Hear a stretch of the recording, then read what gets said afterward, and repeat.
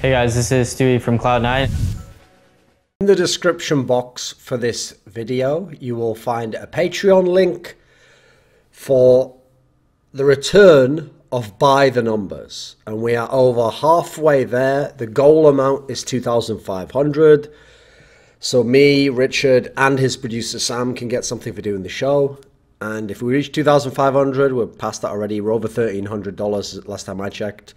Then the show will return. Now, we did a reunion episode of the show recently on Richard's channel, just kind of like a give back to the fans. And because obviously, like, his YouTube channel has grown over the years. Now, By the Numbers was a podcast that Richard Lewis and I did for Alpha Draft, mainly 2015, but it bled over in 2016 as well. It was partly because I had sponsorship from Alpha Draft at the time, and they wanted to put on a podcast. Now, funnily enough, the original premise of the podcast was actually very similar to what I was doing in League of Legends with the one that I did in League of Legends called By the Numbers as well, which was me and Monte Cristo in that one. And the premise originally was supposed to be, it's a sponsorship from Alpha Draft, a fancy esports company.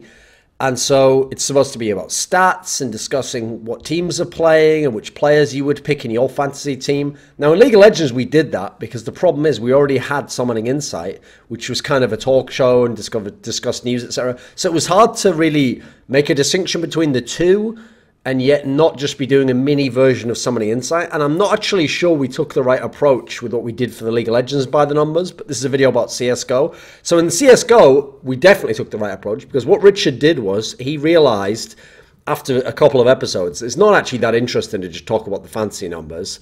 And no one's really going to watch a whole show of that. So instead, just give exposure to the brand and the fact it's fantasy esports, etc. by doing the commercials within the show, but make the show totally interesting in itself and its own piece of entertainment. So as a result, the CSGO one kind of was the Summoning Insight of CSGO. Is we would discuss the news that was going on, all the current things that are taking place, give opinions on things, have heated discussions, make jokes about whatever we wanted. Occasionally we had guests. And so as a result, it had an entertainment value just in and of itself, regardless of what you thought about the sponsor or anything to do with that. But I've no doubt it brought attention to the sponsor. So it became quite a good show. One of the better esports podcasts that I think has been done. Easily the best in CSGO, probably. Now, part of it was me and Richard Lewis and I would appear in pretty much every episode. Well, we were in every episode, but pretty much only us, actually. Similar to how on some of the Summoning Insights, it was just me and Monte Cristo. And part of the reason why was because we had great banter. We had a very good rapport. We had really good, I'd say, camaraderie to a degree. We both got the job done, but we had fun while we were doing it, and we knew how to set each other off and how to make it more enjoyable as we did it. And actually, I think the way that we did the show was somewhat in the vein, the analogy I always give is a bit like what Skip Bayless and Stephen A. Smith used to do on First Take, and now Skip Bayless does with Shannon Sharp, because since those two split apart, I think it's pretty obvious that actually Skip Bayless is the engine that drives that show. And so his show over on, I think it's Undisputed, right, on Fox, right, is a lot better than the one that the Stephen A. Smith guy does with that Max Kellerman. But the whole point is they both had really good rapport with each other. They knew each other going a long way back, so they knew what triggers to hit off each other. They both could give each other room to do what they're going to do. They would address all the topics. And as a result, when a topic comes up in the news, if you like following those guys, you think, oh, I can't wait for the video on that. I want to see what they say about that. Or, oh, what angle is he going to take on this? Because I know he doesn't like that player. But this player's being presented that way. Similar for this show. You knew we'd address the news. You knew any big topics would get discussed. You might have a sense of where we're going to go, but you'll never quite know how we're going to do it, if we're going to make a joke out of it, if we've got some new meme we're going to put into it. And I feel like we had a good rapport in that particular sense. And obviously, I go back pretty far with Richard in terms of just working with him, because we were the package, as he labelled us, when he, you know, quite valiantly refused to work for ESL since they wouldn't hire me at the time for the majors. And ESL obviously used to have something of a lockdown on majors since they used to get 2 of them a year. Not the case anymore, although they probably should have get at least 1 a year, I think, now. So 2015 to 2016, we worked tons of events together. Newer fans might not realise this, but we worked all the Dreamhacks up to the end of 2015. We worked Gfinities, nearly all of them. Remember, it was Gfinities Angels, was me, Richard Lewis, Scoots. We did the MLGs, so we did MLG Columbus, and then they hosted the CEVO events as well. We did E-League, obviously, Season 1, Season 2, E-League Major. We had tons of events where either Richard was the host or Richard was my fellow analyst, and we always had a very good rapport with each other. He was obviously there for the Road to Vegas, that we did for E-League, where we did the Shack Burn, most notably. Pretty classic moment.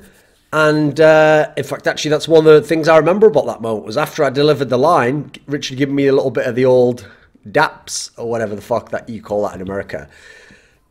Obviously, always a consistent theme within the show and our jokes is the reference game being incredibly on point. That's an example there of what I mean by, if you have kind of a good duo with someone, you have a good partnership with someone, you know kind of their trigger points, and you know what sets them off, and you know what they'll find funny. And so in that particular case, I will admit we were pretty indulgent on some of the reference game on point, because the whole point is, basically, a lot of the stuff we were referring to would be like sci-fi and cult classic movies from the 1980s that obviously the majority of our current modern millennial audience is going to have no clue about. But that's what makes it funny in a way, that someone's referring to something so niche, but then the other person gets it, and then that's going to make them laugh. And the whole point of the show, this might sound bizarre, but the reason why people will often say, who are good at creating something creative, is I do it for myself, is because if you make yourself laugh, if you make it fun for yourself, if you make it entertaining for yourself, if you make it so that you're enjoying what you're doing, first of all, that's going to kind of rub off on other people. But that's also the only way you can really ensure there's something of value to what you're doing. Then hopefully some people get on board with it and they enjoy it and they vibe with it as well, and it triggers them and it makes it fun for them. Sure, but as long as you can make sure it happens for yourself, then you've got at least the base, and then other people can join in. If you're just trying to cater to some blind demographic, or you've cynically figured out, oh, well, what are most of the people around at this time, or what would they like? You're always going to be, first of all, chasing that, and then you're also going to be at the whim of those people and how fickle they can be. So I don't think that's a very good formula for success, and I've never really taken it in my career. So anyway, if we can get near the target, we'll bring back By the Numbers. It'll be a weekly podcast again, and be about CSGO. Presumably we'll have guests, and you'll have all the outrageous shit that you used to have. It's one of the most raw fucking podcasts ever done. And by the way, shout out to Alpha Draft for allowing us to even do the podcast that raw and say some absolutely mental stuff on there, but cool as fuck, I think.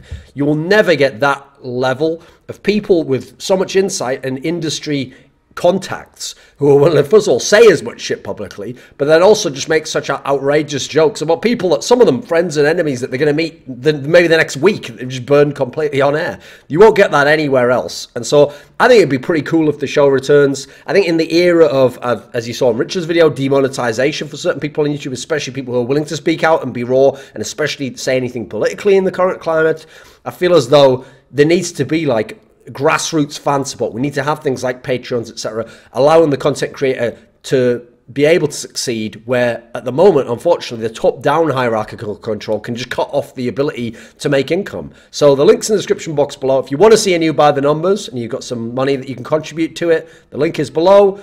Let's see if it returns, and if the reference game is incredibly on point. Yo, this is Alu from FaceClan. You've got pretty big balls to watch Thorin's YouTube videos.